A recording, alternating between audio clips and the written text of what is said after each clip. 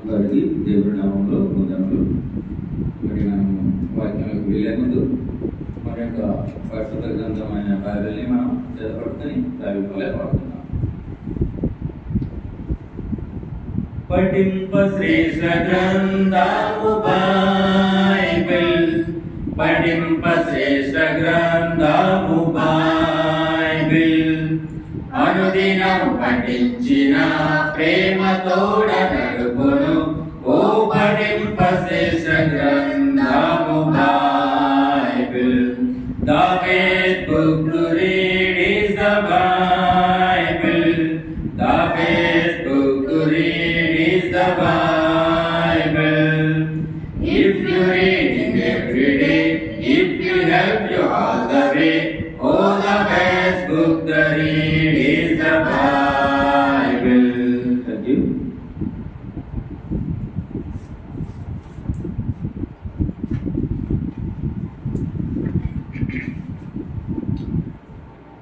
ఈ వారం ఆరాధన అంశం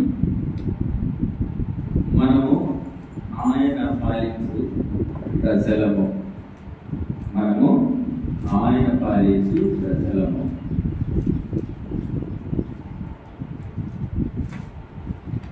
ఆయన మేపు గొర్రెలము, ఆయన పాలించు ప్రజలము అన్నమాట.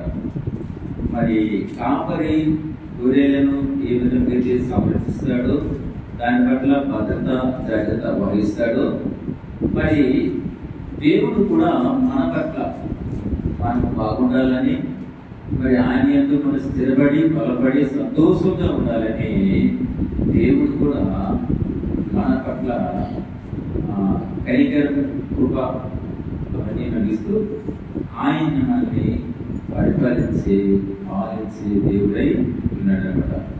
ఈ అంశంలో కీర్తన 95:6 ఒకసారి తీసుకున్నాం. కీర్తనలు 95:6. ఆయన మన దేవుడు, మనము ఆయన పాలించు ప్రజలము, ఆయన మేపు గొర్రెలము. ఏదన్నా మరోసారి 95:6. ఆయన మన దేవుడు, ఆయన మన దేవుడు, మనము ఆయన పాలించు ప్రజలము, ఆయన మేపు గొర్రెలము. ఆయన మేపు గొర్రెలము. మనం ఎవరు కంట? ఆయన ఎవరు? దేవుడు పాలించు ప్రజలము. ఎందుకంటే మనము ఆయన పిల్లము, ఆయన స్వరక్తం ఇచ్చి సంపాదించుకున్న ప్రజలము. కనుక ఆయన మన పైన అధికారం చేస్తూ మనల్ని పాలించేవాడుగా ఉన్నాడు. అంతే కదని మనల్ని మేపు గొర్రెలు అంటే ఆయన మేము గొర్రెలమై మనము అంటే గొర్రెలంటే మన గొర్రెలు కాదు కానీ అది ఉదాహరణ. అంటే గొర్రెలని కాపరి ఏ విధముగా సంరక్షిస్తాడో, జాగ్రత్త వహిస్తాడో, దేవుడు కూడా మన పట్ల అటువంటి జాగ్రత్తలు కలిగి మన పైన ప్రేమతోనూ ఆయనకు కృపను బట్టి మనల్ని నడిపిస్తూ ఉన్నాడు. అందును బట్టి మనము దేవునికి ఏం చేయాలంట? స్తుతులు చెల్లించి ఆయన మనము ఆరాధించాలన్నమాట. అయితే ఆయన అంటే దేవుడు ప్రజల పట్ల ఎలా ఉంటాడు? దేవుడు ప్రజల పట్ల ఎలా ఉంటాడు? ఒక నాయకుడు మనం చూసుకున్నట్లయితే మరి పలానా ఆయన పలానా విధంగా నాయకుడు అంటే నాయకుడు ఏం చేస్తాడు, మనల్ని ఎలా పరిపాలిస్తాడు, అసలు ఆయన గురించి ఏంటి మనం ఎలా అయితే అనుకుంటామో, ఇప్పుడు మనము దేవాది దేవుడైన దేవుడి గురించి కూడా మనము కొన్ని విషయాలు మనం ఆలోచన చేద్దాం. అంటే దేవుడు ప్రజల పట్ల ఎలా ఉంటాడు, దేవుడు ప్రజలు ఎలా ఉంటుంది, 4 విషయాలు మనం చూసుకొని ఆరాధనలోకి వెళ్తాం. మొదటిది, దేవుడు మనకి బలమును సమాధానమును అనుగ్రహించు దేవుడై ఉన్నాడు. మొదట మనకి ఏమిస్తాడా? మన యొక్క బలమును, తర్వాత సమాధానము. సమాధానం అంటే ఏంటి? సంతోషం, అందరితో కలిసిన సరిగా ఉండటం. దాన్ని మన దేవుడు అనుగ్రహిస్తాడు. ఎలా అనుగ్రహిస్తాడంటే ఒకసారి కీర్తనలు 29 29:11 మాట 29:11 యెహోవా తన ప్రజలకు బలమును అనుగ్రహించును.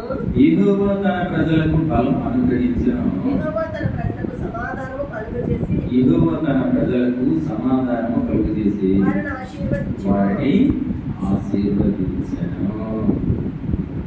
అంటే ఆయన దేవుని ఎట్లా పాలిస్తాడంటే ఆయన యొక్క బలము ద్వారా సమాధానపరిచి మనకి సమాధానం అనుగ్రహిస్తాడనమాట. తర్వాత ఇక్కడ మనం చూసుకున్నాం కదా 27:11 యెహోవా తన ప్రజలకు బలము అనుగ్రహించెను. ఇంకా యెహోవా తన ప్రజలకు సమాధానము కలుగజేసాను. మరి బలము సమాధానం కలుగు దేవుని కొరకు మనం మాట్లాడే ముందు మనం సహాయ కొరకు చిన్న ప్రార్థన మనము చేసుకుంటాం. ప్రేమ నమ్మకం గల ప్రియ పరలోకపు తండ్రి, మీ ఘనమైన బహుశ్రేష్టమైన నామం బట్టి స్తుతించి ఆరాధించి ప్రార్థిస్తున్నాను ప్రభా. ఉదయకాలం తండ్రి మీరు ఇచ్చిన కృపను బట్టి మీరు చేసిన సహాయం బట్టి వందనాలు తండ్రి. మేము మా యొక్క కార్యక్రమాలన్నీ మేము ముగించుకున్నాం ప్రభా. మిమ్మల్ని ఆరాధించడం ప్రభా, మీ వాక్యాన్ని ధ్యానించుకుని గురించి ప్రభా మాటలు వినడం ఇచ్చిన కృపను బట్టి కూడా వందనాలు. అయితే ప్రభా ఆ వింటున్న మాటలు కేవలం మీ మాటలని మీరే మాతో మాట్లాడుతున్నట్టు మరి ఎక్కువగా కృతజ్ఞతలు చెల్లించుకుంటాను. అయితే ఆరాధన విషయంలో ఏ విధంగా మేము ఆరాధన చేసుకోవాలి, మా పట్ల మీరు చేసిన పని ఏమిటంటే మీరు చేసిన ఆ కార్యాలు ఏమిటో కూడా ప్రభా ఒకసారి వివరించుకుంటూ ప్రభా మీరు చేసిన అద్భుత కార్యాలను బట్టి మీరు చూపించిన ప్రత్యేకమైన ప్రేమ బట్టి వందనాలు తెలుపుకుంటూ నాయన మీరే మా పక్షాన ఉండి వాద్యమాడమని నిలబడిన దాసులను కూడా మీరు జ్ఞాపకం చేసుకోమని ఈ మాట ప్రతి పలుకు మీదుగా అంటే మమ్మల్ని బలపరిచి మమ్మల్ని నడిపించమని మరి వినగల చెవులను కూడా దయచేయమని మా ప్రభు రక్షకుడు మా కొరకు రాని ఉన్న యేసుక్రీస్తు నామములో వేడుకు ప్రార్థిస్తున్నాను మా తండ్రి, ఆమేన్.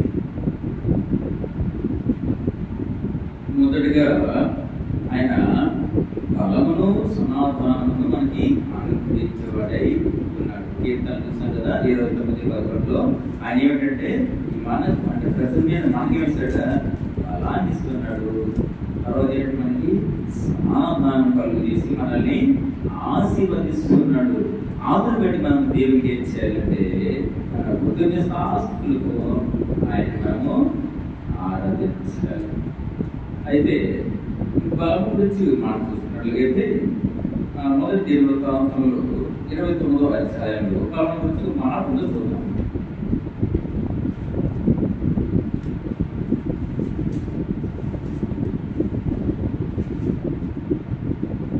మొదటి దినవృత్తాంతంలో 29వ అధ్యాయంలో 12వ వచనం. ఐశ్వర్యమును గొప్పతనము నీ వలన కలుగును. నీవు సమస్తమును ఏలువాడవు. బలమును పరాక్రమమును నీ దానములు ఇచ్చించువాడవును. అందరికీ బలము ఇచ్చేవాడవును నీవే. ఆయన మనం చూస్తుంటే ఐశ్వర్యమును గొప్పతనమును ఆయనలో మనం కలుగుతున్నాయి. తర్వాత ఆయన ఏంటి సమస్తమును ఏలువాడే అన్నాడు. తర్వాత బలమును పరాక్రమమును ధైర్యం కూడా ఆయన యొక్క దానములే. మనకున్న బలమును బట్టి మనము అతిశయపడే కాదు కానీ నెరవేర్చలే కాదు కానీ ఆయన యొక్క దానములు ఏంటంటే బలము, పరాక్రమము, పౌరుషము. అలాగే హెచ్చించు వాడవును, అందరికీ బలము ఇచ్చేవాడు నీవే. మనల్ని హెచ్చిస్తున్నావు, మమ్మల్ని స్థితిలో వస్తున్నావంటే నీవే ప్రభా.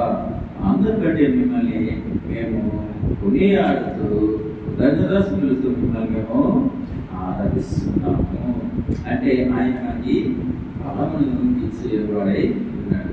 మరో మాట చూసుకొని చూడండి, తిరిగి జన్మించుట అంటే ఇప్పటి వరకు దేవుని ఎరిగి ఒకవేళ అపవాదికి లోబడి లోకాసనలో పడిపోయేమో తిరిగి లేపేవారిని కూడా వారికి కూడా బలం కలుగ చేయడానికి దేవుడు ఇష్టపడినటువంటి యెషయా 30 అధ్యాయము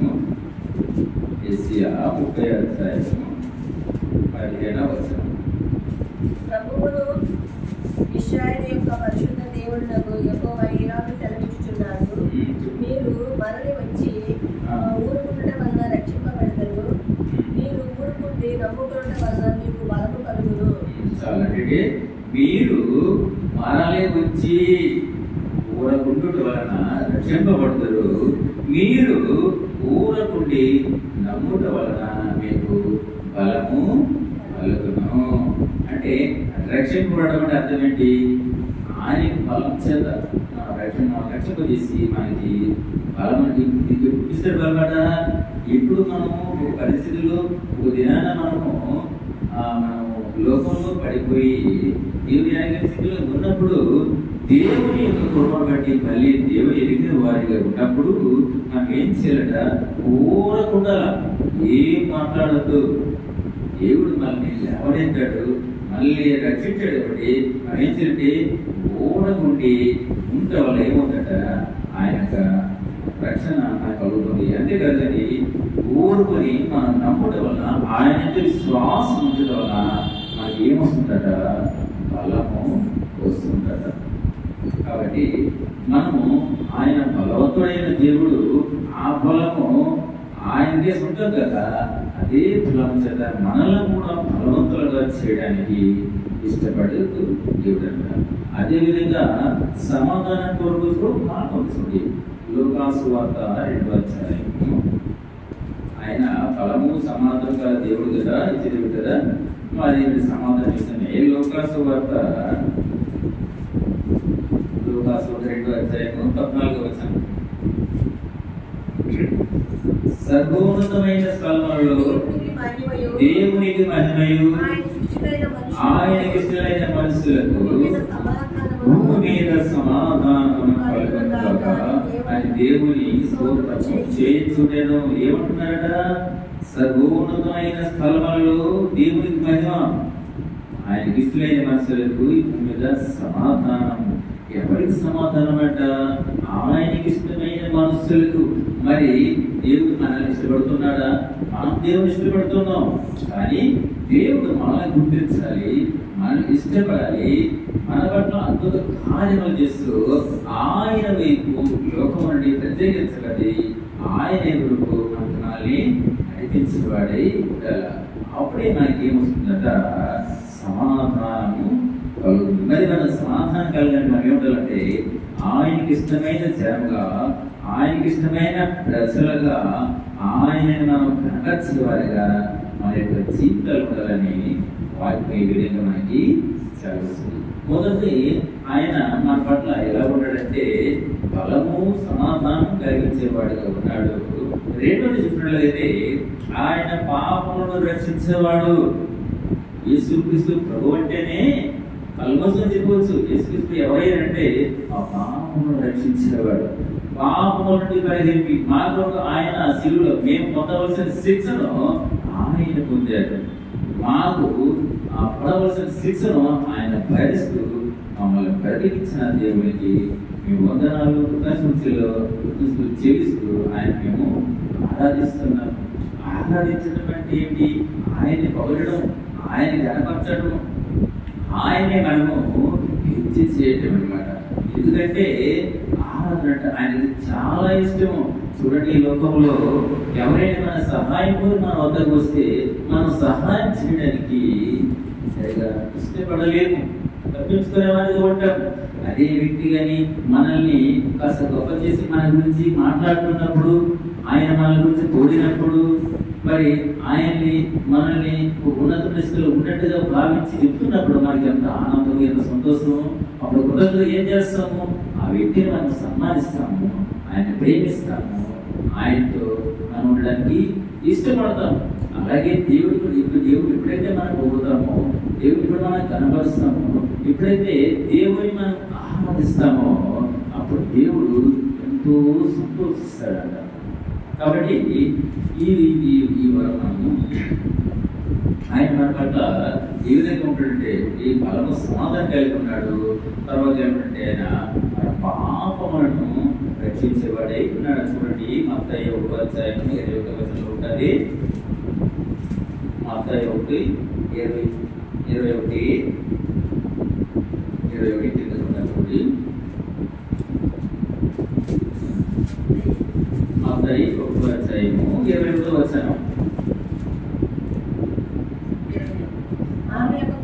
ఆమె యొక్క కుమారుని కలను తన ప్రజలను వారి పాపముల నుండి ఆయనే రక్షించను. యేసు అనగా ఈయనను రక్షకుడు, యేసు అనగా రక్షించేవాడు. యేసు అనగా మన పాపముల నుండి ఆయన రక్షిస్తూ మనం పొందవలసిన ఆ శిక్షను కూడా ఆయనే పొందేవాడిగా ఉంటున్నాడు. అందుకే ఆయనకి రక్షకుడని పేరు పెట్టాడు. ఏమిటంట అంటే తన ప్రజలను అంటే మనల్ని మన పాపముల నుండి ఎవరు ఆయనే రక్షించును. ఆయన ఎవరు? యేసుక్రీస్తు ప్రభు వారు తన రక్తము చిందించి ఆయన చేసి మనల్ని మన పాపముల నుండి మనల్ని రక్షించే దేవుడై ఉన్నాడు. కాబట్టి ఆయన మనము ఈ దినము ఆరాధించేవారిగా. అదేవిధంగా చూడండి కీర్తనలు 62 కూడా మాట ఉంది. ఆయన ఈ విధంగా రచిస్తాడు. కీర్తనలు 62:1 నా ప్రాణము దేవుని నమ్ముకుని మౌనంగా ఉన్నది. ఆయన వల్ల నాకు రక్షణ కలుగును. అంటే నా ప్రాణము దేవుడు నమ్ముకుని మౌనంగా ఉన్నది, ఆయన వల్ల నాకు రక్షణ కలుగును. అంటే మీరు ఊరుకోనండి, ఆయన మీకు బలము కలుగు చేస్తున్నాడు. మీరు ఊరుకునండి, ఆయన మీకు సమాధానం కలుగు చేస్తున్నాడు. ఎక్కడేమంటే నా ప్రాణము ఆయన నమ్ముకునండి, ఆయన విశ్వవిద్యాలయంటే మౌనంగా ఉన్నది. ఎందుకంటే ఆయన రక్షిస్తున్నాడు, ఆయన రక్షకుడు, పాపములను విమోచించే దేవుడు. కాబట్టి ఆయన వల్లనే అంటే యేసుక్రీస్తు ప్రభు వారి వల్లనే నాకు రక్షణ కలుగుతుంది. మొదటిది చూసుకున్న ఫలము సమాధానం కలుగ చేస్తాడు. రెండోది పాపము నుండి మనల్ని రక్షించే దేవుడు అన్నాడు. మూడోదిగా తన ప్రజల యందు ప్రీతి గలవాడు. ప్రీతి అనగా ఇష్టము. తన ప్రజలను తన పిల్లలని పిల్లల పట్ల ఆయన ఎలా ఇష్టపడే దేవుడే ఉన్నాడు. మరి మన పిల్లల పట్ల మనం ఎటువంటి ఇష్టం కలిగి ఉంటున్నాము? మరి మన పిల్లలు మనకి ఇబ్బందికరంగా బాధకరంగా ఉన్నప్పటికీ మన మాట వినప్పటికీ వారిని ప్రేమించి వారి పట్ల మనం ఎంతో సంతోషపడతామో, మరి ఏ పాపం లేదు దేవుడు పాపమైన మన కొరకు ఆయన మన పాపం రక్షించి మన పట్ల ఆయన ఇష్టాన్ని చూపిస్తున్నాడు. కీర్తనలు 149 కీర్తనలో 149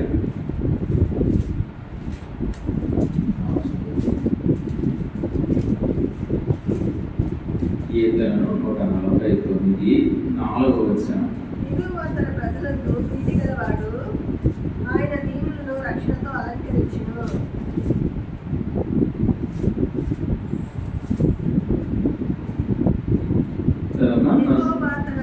యెహోవా తన ప్రజల యందు ప్రీతి గలవాడు, ఆయన దీనులను రక్షణతో అలంకరించెను. యెహోవా ఎవరి పట్ల?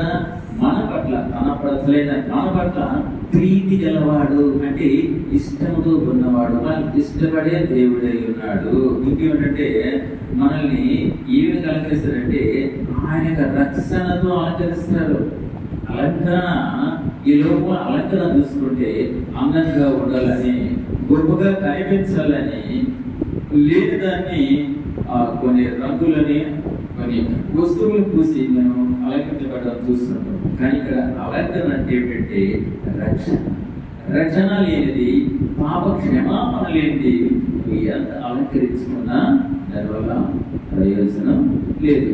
ఉదయాన్నే నా భార్య నేను ఇలా మాట్లాడుకుంటూ విషయాన్ని జ్ఞాపకం చేసుకుంటూ ఏంటంటే ఇప్పుడు సాధారణంగా 5 కుటుంబాలు, అంటే మా కుటుంబంలో చాలా మంది ఉన్నారు కాబట్టి వాళ్ళు ఏం చేస్తారంటే ముందు ప్రేమించి పెళ్లి చేసుకోవడం, ప్రేమించి అలా భార్య భర్తలు కొట్టు, పిల్లలను కట్టు, ఆ పిల్లలను కట్టు, ఇలా సహజీవనం సాగిస్తూ ఉంటారు. అయితే మనలో కొంతమంది ఏమంటారంటే పెద్దవాళ్ళు, ప్రేమించావు, పిల్లల్ని కన్నావు కాదు కానీ నువ్వు ఆవిడ పెళ్లి చేసుకోవాలా. ఎందుకు పెళ్లి చేసుకోవాలంటే అలా పెళ్లి చేసుకోవడం వల్ల మీకు పుణ్యం వస్తుంది, మీరు దేవుని యొక్క వెళ్తారు రేపు చనిపోయినప్పుడు. అదే మీరు పెళ్లి చేసుకోకుండా మీరు చనిపోతే మీరు చేయాలి, నేను చిన్నప్పుడు వినేవాడు అన్నమాట, మీరు చేయాలి అలా తిరుగుతూ ఉంటారు. కాబట్టి మీరు పెళ్లి చేసుకుంటే మంచిది. ఇంకో మాట అంటే పుణ్యస్త్రీ పుణ్యం అని చెప్తుంటారు అన్నమాట. అయితే దేవుడు అంటున్నాడు, మీరు పెళ్లి చేసుకోవడం వలన, అలంకరణలను చూసుకోవడం వలన, మీరు ధనం సంపాదించుకోవడం వలన, పేరు ప్రఖ్యాతులు సంపాదించుకోవడం వలన, ఇంకా అనేక రకమైన మేలుగా మీరు జీవించే మాత్రాన మీరు పరలోకం రాదు. కానీ ఎవరైతే యేసుక్రీస్తు ప్రభువుని తన నోటుతో ఒప్పుకొని నా పాపముల కొరకే ఆయన చనిపోయారు అని ఒప్పుకుంటారో, ఎవరైతే ఆయన రక్తంతో కడగబడతారో, అంటే పరిశుద్ధులుగా పిలువబడతారో, ఎవరి చేత దేవుని చేత పరిశుద్ధులుగా పిలువబడతారో వారి మాత్రమే నా పరలోక రాజ్యము చేరుకుంటారు. మనలో పాపమును తీసివేయకుండా, పాపాలపై విడిచిపెట్టకుండా మనం ఎంత అలంకరణ చేసుకున్నా, ఎన్ని పెళ్లిళ్ళు చేసుకున్నా, ఎంత సంపాదించుకున్నా దానివల్ల మనకి మోక్షము లేదు. మోక్షం కలగాలంటే ఒకటే, మనలో ఉన్న పాపాన్ని మనము అసహించుకోవాలి. మనలో ఉన్న పాపానికి మనము దూరంగా ఉండాలి. లోకంలో ఉండొచ్చు, తప్పలేదు, కానీ లోకంలో ఉంటూ ప్రత్యేకంగా దేవుడు మనల్ని గుర్తించేటట్లుగా ఉండాలని దేవుడు చెప్తూ వస్తున్నాడు. కాబట్టి ఇక్కడ అలంకరణ కాదు కానీ ఇది రక్షణ అలంకారం. రక్షణ లేకుండా నువ్వు ఎంత అలంకరించుకున్నా ప్రయోజనం లేదు. రక్షణ లేకుండా నువ్వు ఎంత ప్రయోజనం అనుకున్నా ప్రయోజనం లేదు. కాబట్టి మనకి ఏం ఉండాలంట, రక్షణ ఇంకా తీసుకోండి 62. అలాగే యోహాను సువార్తలు అంటే ఎందుకు 3:4 తన ప్రజలకు ప్రీతి గలవాడు, ఆయన దీనులను రక్షించినారు, దీనులను రక్షణతో అలంకరించింది. ఎందుకు అలంకరిస్తారంటే అంటే అలా సంతోషం పొందిన మనము కృతజ్ఞతను ఏం చేయాలంటే మనము దేవునికి మనం ఆరాధించాలి, కృతజ్ఞత భావం తెలపాలి. మరి ఆరాధన ఇష్టం ముందు చెప్పాడు, దేవునికి ఆరాధిస్తున్నాడు. కాబట్టి ఆ ఆరాధన నెలకొంటే ఆత్మతోనూ సత్యముతోనూ మనం ఆరాధించేవారుగా చూడండి. యోహాను సువార్త 4:24 మాట్లాడుతుంది. యోహాను సువార్త 4 దేవుడు ఆత్మ కనుక ఆయనను ఆరాధించేవారు ఆత్మతోను సత్యముతోనూ ఆరాధించాలి. ఆత్మతో సత్యముతోనూ ఆరాధించాలంటే దాని అర్థం ఏంటమ్మా అంటే మనం చేసేది దేవునికి అంగీకారంగా, అంటే ఏదైతే ఆయనకి ఇష్టం లేదో అవన్నిటినీ మనం సజీవంగా దాన్ని యాగం చేయాలి. ఏదైనా కోరుకుంటున్నాడో ఆ ప్రకారం మనం జీవించడమే దేవుని ఆరాధించడం. ఆత్మతో సత్యముతో ఆరాధించడం అంటే ఎగిరి ఎత్తులేయడము, మరి దగ్గర కలిసి పాటలు పాడటము, చప్పట్లు కొట్టడము కాదు, కానీ నీ మనస్సుని అడుక్కోవాలి. మారు మనసు అనుభవము నీకు కలగాలి. అప్పుడే ఈ ఆరాధన ఆయనకు అంగీకారం అవుతుంది. అంటున్నాడు, మీరు నన్ను ఆరాధించవాలంటే ఆత్మతోనూ సత్యంతో ఆరాధించాలి. కానీ మీరు ఎగిరి గిద్దలేయడం వల్ల, మీరు పాటలు పాడటం వలన, చప్పట్ల కొట్టడం వలన, మీకు అనేక అలంకరణల వలన నేను ఆనందపడను. కానీ ముందు మీ మనసులో ఏదైతే నాకు ఇష్టం లేదు ఉన్నదో దానిని మీరు అసహించుకుని దాని నుండి దూరముగా పోండి. అప్పుడే ఈ ఆరాధనను నేను అంగీకరించేవాడే కాదు. ఎందుకంటే ఆరాధన అంటే నాకు చాలా ఇష్టం అని దేవుడు చెప్తున్నాడు. కాబట్టి మనం ఆయన ఎలా ఆరాధించండి, ఆత్మతోనూ సత్యంతోనూ ఆయన్ని ఆరాధించేవాడిగా ఉండాలి. ఇక 4వ తీసుకుంటున్నాం. చివరిగా నిత్యము తన ప్రజల చుట్టూ ఉండేవాడు అంట. దేవుడు అంటే నిత్యం అంటే ఒక క్షణం కాదు, గంట కాదు, ఒక రోజు కాదు, కానీ నిత్యం అంటే నిరంతరం కూడా మనతో ఉండేవాడు. ఎవరు? దేవుడు మనతో ఉండేవాడు. ఇది కీర్తన 125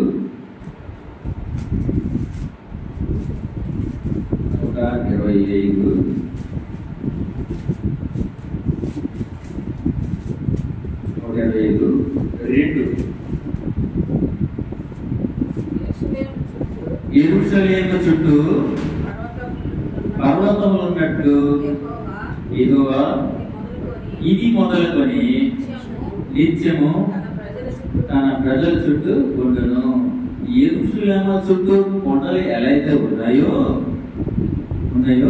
అది మొదలుకొని దేవుడు కూడా మన చుట్టూ అటువంటి విధంగా అంటే మనకి ఎటువంటి అపాయము ప్రమాదం కలగకుండా, మన పాపంలో జారిపోకుండా మనల్ని కాచుంటూ ఆయన నిత్యం కూడా మనతోటే ఉన్నాడు.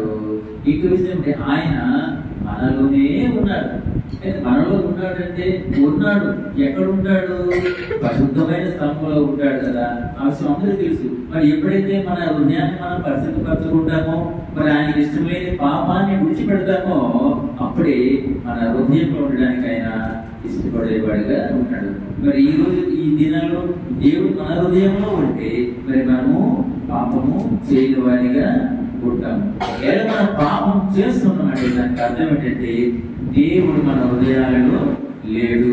ఆయనకి మన హృదయంలో చోటు ఇవ్వటం లేదు. ఎందుకంటే ఆయన చుట్టూ ఉండడమే కాదు, కానీ మనలోనూ మన మధ్యను అంటాడు, ఎక్కడ మీరు ఇద్దరు కూడి నా నామాన మీరు ఉచ్చరిస్తారో అక్కడ నేను ఉన్నానని ఆయన చెప్తూ ఉన్నాడు. కాబట్టి ఆయన మన మధ్య ఉన్నాడు, మనతోనే ఉన్నాడు, మన లోపలే ఉన్నాడు. కనుక ఆయన మనలో ఉంటే మనలో ఏ ఉండాలట? నీతి కాణ్యములు ఉండాలి, సత్యములు ఉండాలి, యథార్థత ఉండాలి, ఆయన ఇష్టమైన వాడిగా ఉండాలి, ఆయన మనల్ని గుర్తించిన వాడిగా మనము ఉండాలి అన్నమాట. కనుక ఆయన మనకు ఆశ్రయదుర్గమైన ఎత్తైన కోటగా కూడా ఉన్నాడు. ఆయన అంటే మన చుట్టూ ఉన్నాడంటే ఎలా ఉన్నాడంటే కంచెలాగా, ఒక ఎత్తైన కోట. ఇప్పుడు ఒక ఎత్తైన కోట అంటే ఇప్పుడు మనం ఇల్లు కట్టుకునేప్పుడు కూడా కాస్త ఈ మధ్యన చూడండి, అక్కడ వరదల కారణంగా కేరళ ప్రాంతము, రాజమండ్రి ప్రాంతం అంతా కూడా ఆ వరదలతో ఇప్పుడు చూస్తున్నాం కదా. ఎందుకంటే కొంతమంది వాహన పరిస్థితిని బట్టి చిన్న నీళ్ళు కొంచెం దిగువ స్థానాలు పట్టుకున్నారు. ఇంకా కలిగిన వారు చేస్తే పెద్ద పెద్ద ఇల్లు కట్టుకొని వాళ్ళకి అలాగా ఆయన ఎందుకంటే మనము అంటే మనకి ఇబ్బంది కలగకూడదని, మనం పాడైపోకూడదు, మనల్ని ఎత్తైన స్థలం మనోచాలని ఆయన కూడా మన చుట్టూ ఎత్తైన కోటగాను, తర్వాత ఆయన మన ఆశ్రయించు దుర్గముగాను అంటే ఒక ఆయుధంగా ఆయన ఉన్నాడు. ఇప్పుడు కీర్తనలు 22:2 ఉంటారు అన్నమాట. కీర్తనలు 62:2 ఆ మాట ఉంటారు. ఎత్తైన కోట నా దుర్గమని 62:2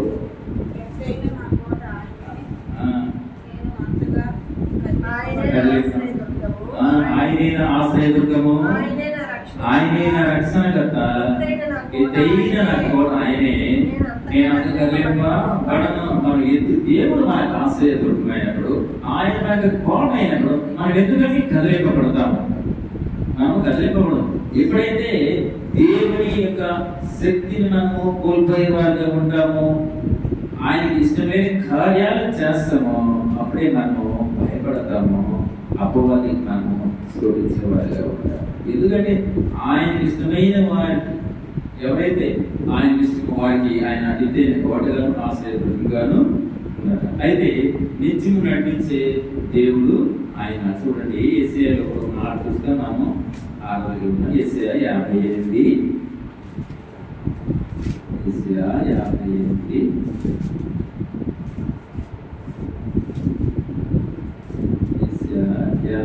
11వ వచనము. యెహోవా యెహోవా నిన్ను నిత్యము నడిపించును. శ్రమకాలం ఆయన నిన్ను పరిచి ఎముకలను బలపరచును. నీవు నీరు కట్టిన తోటలేను ఎప్పుడు ఊపొచ్చుడు నీకు ఊటలే ఉండేదవు. మరి ఎప్పుడుంటామంటే ఆయన నిత్యం కూడా మనల్ని నడిపిస్తూ ఉన్నాడు. ఒకవేళ మనం అటువంటి స్థితిలో లేము, దేవుని ఆశీర్వాదాలు పొందుకోవడం దానికి కారణం ఏంటంటే మన పాపములే. అది కూడా బయలు ఉంది. అంటే మనము తప్పింపబడకూడదు, మరి మన రక్షింపబడకూడదు, మన యొక్క పాపములే మనకి అడ్డుగోడుగా ఉన్నాయి. కాబట్టి దేవుడు మనకి ఒక 4 విషయాలు జ్ఞాపకం చేశాడు. ఆయన ఏమంటే, మొదట నేను మీకు బలమును సమాధానమును కలుగజేయవాడైనాను. రెండోది మిమ్మల్ని పాపముల నుండి రక్షించేవాడాను. అంతేకాదు కానీ మిమ్మల్ని తన ప్రజలు మిమ్మల్ని ఇష్టపడేవాడని, మీరంటే నాకు చాలా ఇష్టం అని దేవుడు సాక్ష్యం. ఎవరిని ఇష్టపడతాడు? తన ప్రజలని. తన పట్ల ఎవరైతే భయభక్తులు కలిగి ఆయన్ని ప్రేమిస్తూ ఉంటారో వారిని ఆయన ఇష్టపడేవాడిగా ఉన్నాడు. అంతేకాదు కానీ నిత్యము తన ప్రజల చుట్టూ ఉండేవాడు. ఇప్పుడు కొత్తగా ఒక ఫ్యాషన్ వచ్చిందనమాట. Fashion show. ఏమిటి ఆ ఫ్యాషన్ అంటే, ఇప్పుడు ప్రభుత్వం మారింది కదా, మరి అధికారం బట్టి కొంతమంది అభిమానంతో ఏం చెప్తున్నారంటే, నేను పలానా ఎమ్మెల్యే తాలుగా, పలానా ఎంపీ తాలుగా, ఇది పలానా సీఎం గారి తాలుగా అని చెప్పుకోవడం మంచిది కాదు, మంచిది. మరి మనం చెప్పుకోవడం కాదు. ఇప్పుడు ఆటో పైన చూస్తాను, డిప్యూటీ ముఖ్యమంత్రినా, డిప్యూటీ సీఎం తాలుగా అని ఒక పెద్ద అక్షరంతో వెనక ఆటో మీద రాసుకున్నాడు. నాకు ఏం రాయాలా? నా తల్లిదండ్రులను నేను ప్రేమిస్తున్నాను, సమాజం కోసం నేను త్యాగం చేస్తున్నాను అని రాయాలి. కానీ అలా రాయకుండా నేను డిప్యూటీ సీఎం తాలుగాని రాసుకున్నాడు. మంచిది. మరి నువ్వెవరో ఆయనకు తెలుసా? లేకపోతే నువ్వు ఆపదలు ఉంటే ఆయన నిన్ను రక్షిస్తాడా? లేకపోతే పాపం ఉంటే ఆయన నిన్ను విడిపిస్తాడా? లేకపోతే నీకు కావాల్సినవన్నీ నీకు సరిహద్దుల్లో పెట్టి నీకు రక్షణ కల్పిస్తాడా? అది మనం ఆలోచన చేయాలన్నమాట. అందుకే అంటే తన ప్రజలను తను ఇష్టపడే వారిని ఆయన రక్షించే దేవుడు అన్నాడు. అంతేకాదు కానీ నిత్యము తన ప్రజల చుట్టూ ఆయన ఉండే దేవుడై ఉన్నాడు. ఈ 4 విషయాలు మనం జ్ఞాపకం చేసుకుని మనము ఆరాధనలకి వెళ్ళాలి. మొదటి, ఆయన బలము సమాధానం కలుగజే దేవుడు. 2, పాపం నుంచి రక్షించే దేవుడు. 3, తన ప్రజలను ఇష్టపడే దేవుడు. 4, నిత్యము తన ప్రజల చుట్టూ ఆయన ఒకే దేవుడై ఉన్నాడు. ఈ వాక్యం దేవుడు దీవించింది. మనందరం కూడా ఒక బ్రదర్ ఒక సిస్టర్ కలిసి మనం ఆరాధన చేస్తాం.